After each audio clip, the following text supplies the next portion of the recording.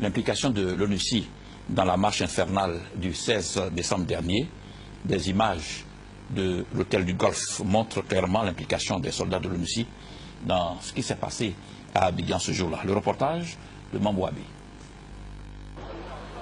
Rendons-nous au Golf Hotel 2 jours avant le fameux jeudi 16 décembre, prévu pour être une grande marche pacifique du groupement politique d'Alassane Ouattara.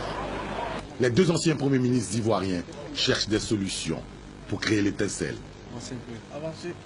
Depuis 2 semaines, les effets d'annonce des décisions et des menaces contre le président ivoirien élu, Laurent Gbagbo, n'ont pas produit les réactions escomptées au sein de la population qui semble être indifférente à leur cause.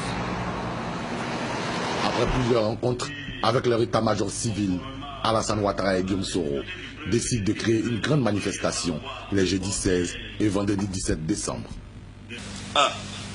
Le jeudi 16 décembre 2010, le gouvernement, au grand complet, se rendra dans les locaux de la RTI pour y installer le nouveau directeur général, M. Brou Aka Pascal. 2. Le vendredi 17 décembre 2010, afin de faire face aux préoccupations des Ivoiriens et surtout pour abréger les souffrances des populations, le gouvernement au grand complet tiendra le conseil de gouvernement dans les locaux de la primature, ici au plateau.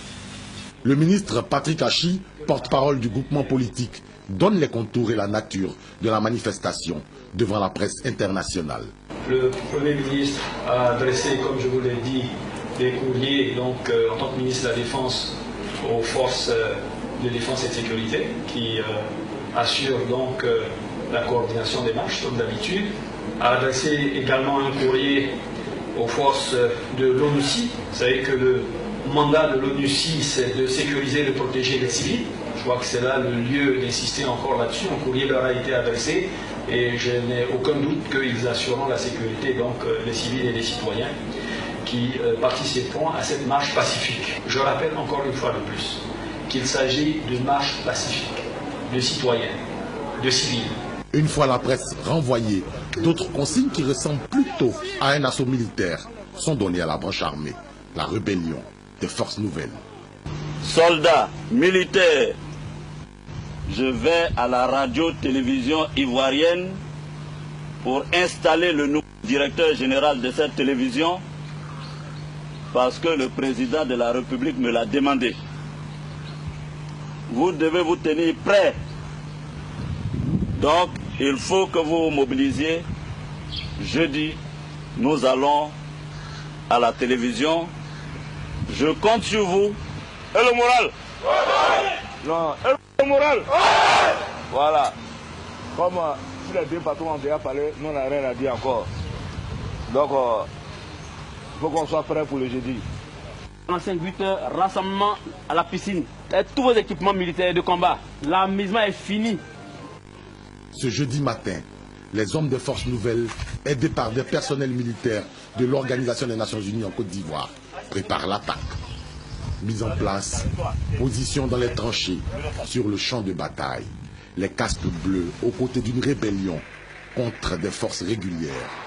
Le spectacle est surréaliste.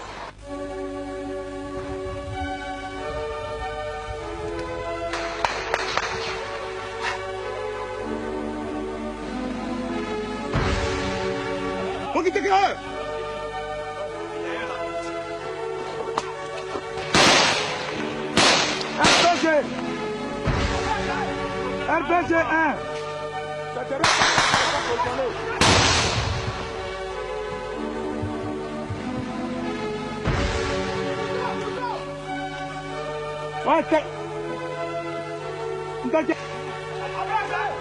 RPG 1.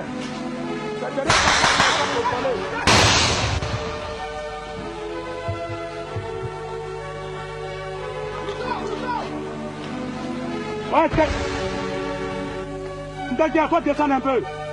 Allez, tu te donnes, mets-toi à genoux. Tu vas voir, pancarte là.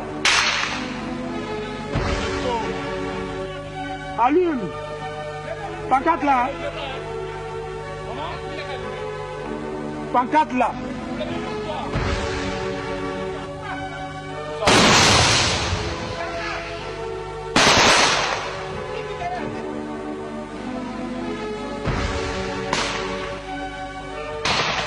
Aïe. Bah.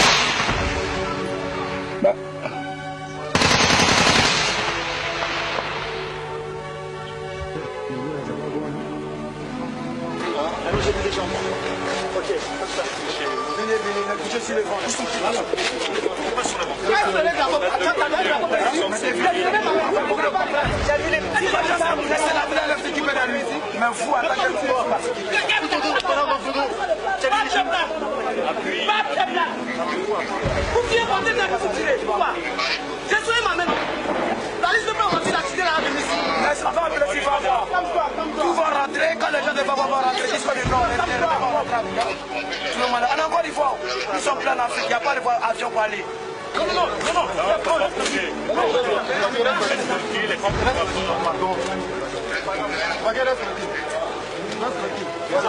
Dans la ville d'Abidjan, les soldats FAFN, près de 1700, venus en basse-côte pour sécuriser le deuxième tour du scrutin électoral, ne sont pas tous retournés à Bouaké.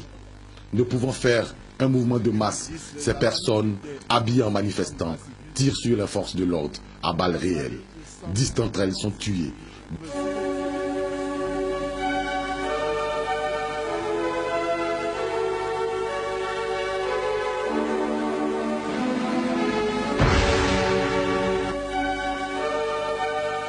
D'autres sont calcinés à leur domicile.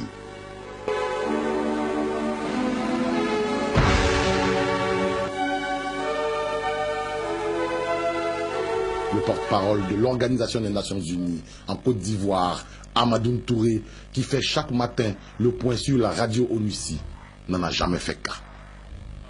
Apparemment, ces derniers événements pourraient confirmer les soupçons de collusion entre l'Organisation des Nations Unies en Côte d'Ivoire et l'organisation politique d'Alassane Ouattara. Le gouvernement ivoirien n'aurait eu d'autre choix que de demander le départ des forces onusiennes et de leur personnel civil. Il faut rappeler que ce pic de crise a été créé après que le chef de l'Organisation des Nations Unies en Côte d'Ivoire, Waïdje Choy, ait tenté de faire accepter des résultats illégaux aux yeux de la Constitution ivoirienne après le deuxième tour de l'élection présidentielle qui a opposé Alassane Ouattara à son rival Laurent Gbagbo.